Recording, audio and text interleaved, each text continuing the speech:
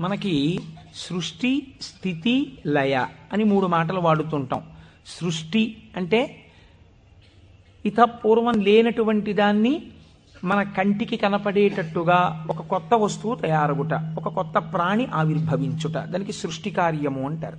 స్థితి అంటే వచ్చినటువంటి పదార్థము కొంతకాలం అలా క్షేమంగా ఉండుట. లయము అంటే ఎక్కడి నుంచి వచ్చిందో అక్కడికి వెళ్ళిపోవుట. అయితే చాలామందికి ఒక తప్పు అభిప్రాయం ఉంటుంది.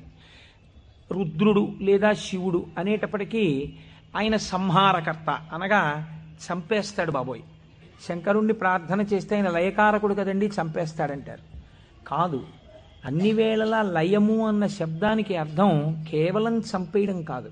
ఆయన చాలా ఉదారుడై ఉంటాడు. మీకు నేను కొన్ని ఉదాహరణలు చూపిస్తాను.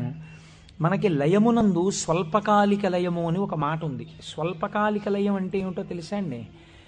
నేను ఆఫీస్కి వెళ్ళాననుకోండి, నా ప్రయోజనం ఏమిటి? ఆఫీస్కి వెళ్ళడం దేని గురించి అంటే, నా ఇంట్లో ఉన్న భార్యాబిడ్డలు క్షేమంగా, సంతోషంగా, ఆనందంగా ఉండేటట్టుగా వాళ్ళకి కావలసినటువంటి ద్రవ్యమును సంపాదించడానికి ఆఫీస్కి వెడతాను. ఆఫీస్ ఎంత బాగున్నా నేను ఆఫీస్లో ఉండిపోను. ఆఫీస్కి వెళ్ళడం ఎందుకంటే ఇంటికి వచ్చేయడానికి తప్ప. ఆఫీస్కి వెళ్ళి ఆఫీస్లో ఉండిపోవడానికి ఆఫీస్కి ఎవరు వెళ్ళరు, ఇంటికి వచ్చేస్తారు.